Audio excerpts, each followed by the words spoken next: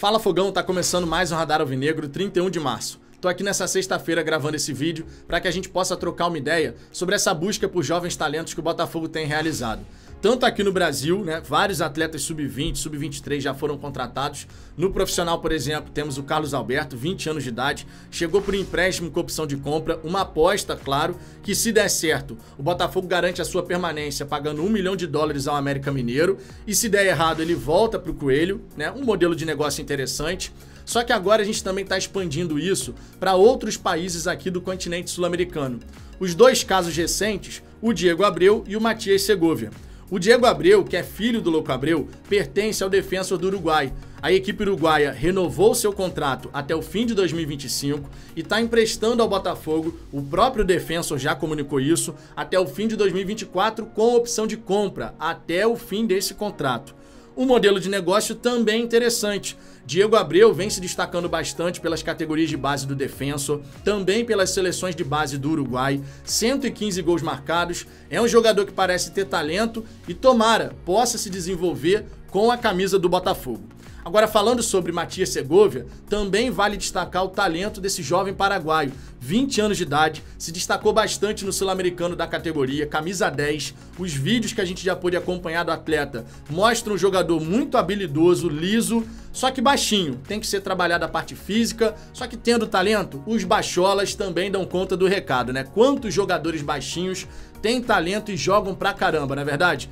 E a gente também espera que o Matias Segovia, com a camisa do Botafogo, possa despontar, né? Ser desenvolvido, ser lapidado e dar o retorno técnico esperado, além do retorno financeiro mais adiante.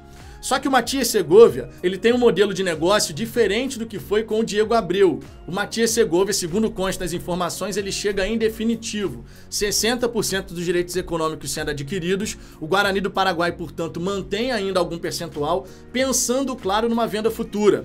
Nunca é demais destacar, né, que tanto no caso do Defensor quanto no caso do Guarani do Paraguai, o Botafogo é uma vitrine muito mais importante do que é o Defensor e do que é o Guarani, duas equipes pequenas dos seus respectivos países. Então, claro, para essas equipes faz sentido fazer esse tipo de negócio com o Botafogo, seja em definitivo, seja com empréstimo com opção de compra. E é muito interessante que o Botafogo possa usar do seu peso no mercado sul-americano, ainda mais sendo uma equipe aqui do Brasil, que é o principal país do continente, a principal liga do continente, justamente para poder encontrar, digamos assim, o novo Luis Soares antes dele virar o Luis Soares. Ou então o novo Neymar antes dele virar o Neymar. É muito mais barato você fazer dessa maneira. Agora, claro, sempre que a gente fala dessa busca por jovens talentos, como a gente teve, de forma meio que traumática para alguns torcedores, a saída do Jefinho, sempre vem aquele papo de que, o Botafogo vai buscar um monte de jovem talento, mas a gente agora é clube satélite. E isso não é verdade. A gente não pode fazer uma afirmativa como essa, porque o modelo de negócio da venda do Jefinho pelo Botafogo ao Lyon não caracteriza um clube satélite. Um clube satélite, ele cede um atleta, um jovem talento, muitas vezes sem receber absolutamente nada no primeiro momento. Foi o que aconteceu entre Resende e Botafogo. Qual era a vitrine mais importante? O Botafogo. O Resende, então, que tinha um jovem talento que era importante para a equipe do Resende, preferiu ceder o atleta justamente pela possibilidade dele conseguir se desenvolver e ser vendido da maneira como ele foi. Para o Resende foi um grande negócio, porque se fosse vendido diretamente pelo Resende, dificilmente o Resende faria o tanto de dinheiro que fez com essa venda do Botafogo para o Lyon. O que a gente tem que ficar atento aqui nessa história em relação à saída de jovens talentos é o seguinte: se chega uma proposta, tá, para um jogador do Botafogo, seja ele qual for, que tá se destacando pra caramba esse garoto aqui, aí chega uma proposta de 10 milhões de euros e o Lyon de repente demonstra também interesse no atleta e coloca só 7 milhões de euros na mesa, é claro que ele não tem que ir pro Lyon. E se isso acontecer, porque seria bom pra Eagle Football, dane-se. Eu não sou torcedor da Eagle Football, eu não sou torcedor do Lyon, do Crystal Palace e do Molenbeek. Eu sou torcedor do Botafogo. Se tem uma proposta de 10 milhões, você não aceita uma de 7 milhões dentro do próprio grupo, porque isso é prejudicial para o Botafogo. Então, nesse aspecto, a gente tem que ficar muito atento. Ao mesmo tempo, a gente tem que ficar atento para o seguinte: tem um jogador jovem na nossa categoria de base que está se destacando, jogando pra caramba. Aí ele vai emprestado para o Lyon, por exemplo, sem que o Botafogo receba nada nesse primeiro momento, e vai ficando, e vai ficando. E aí o Botafogo fica só com um percentual. Isso sim caracteriza um clube satélite. E isso não pode acontecer no Botafogo. Mesmo que a vitrine do Lyon seja mais interessante, para o Botafogo não seria a melhor alternativa. Então, nesse aspecto, a gente tem que ficar muito atento de fato. Agora, vendemos um jogador pelo mesmo preço que uma outra equipe ofereceu. Isso, sinceramente, são negócios. Não dá pra gente achar que todo jovem talento que o Botafogo mapear, desenvolver, vai ficar por aqui eternamente, porque isso não vai acontecer. O futebol brasileiro, o futebol sul-americano, é fornecedor de talento pro futebol europeu e para outras ligas também. A gente sabe muito bem como isso funciona. O que a gente tem que ficar atento é que o Botafogo tem que extrair o máximo valor de cada negociação. E sempre é muito importante lembrar, nem todo atleta que está sendo mapeado e desenvolvido da nossa base vai chegar ao profissional do Botafogo. Tem atleta que vai ter algum talento, mas não o suficiente para jogar no Botafogo. Mas ainda assim, pode gerar um faz-me rir pro Glorioso, pode gerar um faz-me rir para SAF Botafogo. Porque nunca é demais lembrar da teoria econômica chamada cauda longa, e eu já falei sobre isso aqui no canal. Você tem um gráfico que faz esse desenho aqui, ó. Lá no topo, você tem os principais talentos, que vão ser mais caros. Vão ser talentos que vão chegar no profissional do Botafogo, que depois serão vendidos por 10, 15, 20 milhões de euros.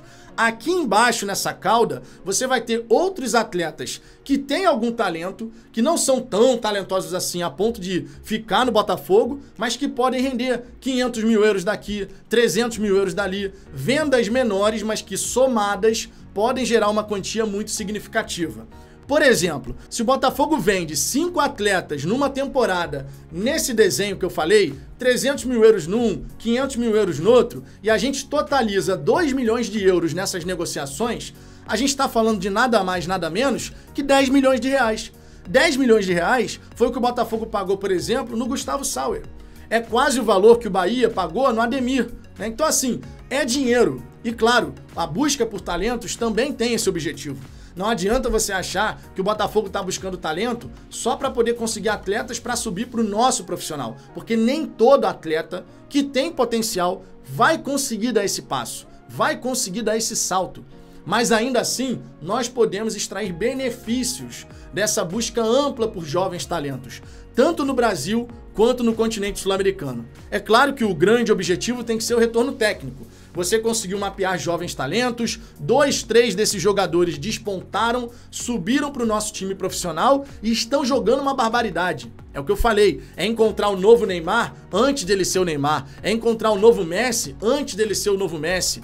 Isso vale para todas as equipes do futebol mundial. Só que o Botafogo não fazia isso. O Botafogo não tinha uma vasta rede de observação, que hoje vai se estruturando e que já está bem ampla, inclusive. Quantos atletas o Botafogo já contratou nesse pouco mais de um ano de SAF para o Sub-20? Quantos atletas foram contratados para o Sub-23? Claramente, o Botafogo quer encontrar esses jovens talentos, antes que eles fiquem onerosos demais. Nesse caso, por exemplo, do Matias Rojas, o jogador pediu um alto salário. Só que o Matias Rojas, lá atrás, já poderia ter sido mapeado. Ele, claro, tem 27 anos, eu só tô dando um exemplo aqui, né? Só pra ficar bem claro. Ele tem 27 anos, hoje ele tá super valorizado, mas ele é um cara que vem demonstrando talento e vem crescendo gradativamente ao longo da carreira. Se você consegue encontrar um atleta como esse, lá quando ele tem 20 anos, 19 anos, você desenvolve esse cara dentro de casa. Os times europeus, por exemplo, fazem muito bem isso. Quantas e quantas vezes você viu o Porto, o Benfica, especialmente as equipes portuguesas, vindo aqui na América do Sul e levando um jogador novo pra caramba? Quantas vezes o Real Madrid já veio aqui colocando um caminhão de dinheiro num atleta que está demonstrando muito potencial? Ou mesmo o Barcelona. Agora, claro, o ideal é que você consiga encontrar esse jogador conforme, por exemplo, o Barcelona fez com o Messi. Com 13 anos de idade, o Messi, que era considerado muito franzino, chegou ao Barcelona. E o Barcelona, obviamente, usufruiu pra caramba desse talento.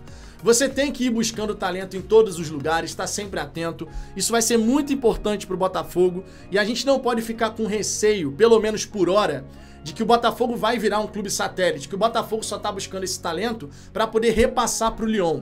Enquanto não acontecer o desenho que eu falei, O Botafogo cede um atleta sem receber nada e mantém só um percentual. Um atleta muito talentoso, tá? Porque isso já aconteceu com o Molenbeek, por exemplo. Mas a gente tá falando de atletas menos talentosos. Tô falando de um atleta com 18, 19 anos, 20 anos de idade, que tá jogando pra caramba e daqui a pouco não tá no Botafogo. E a gente não ganhou nada com isso no primeiro momento. Isso é que não pode acontecer.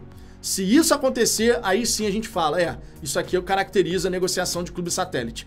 Se for vendendo, colocando dinheiro pesado na negociação, aí é uma outra história. Que o Botafogo siga buscando talento, que o Botafogo siga de olho no Brasil, de olho no mercado sul-americano, mapeando esses jogadores que estão despontando, só que antes deles estourarem, justamente porque isso fica mais barato e o Botafogo pode tirar muitos benefícios em 2, 3 anos, por exemplo.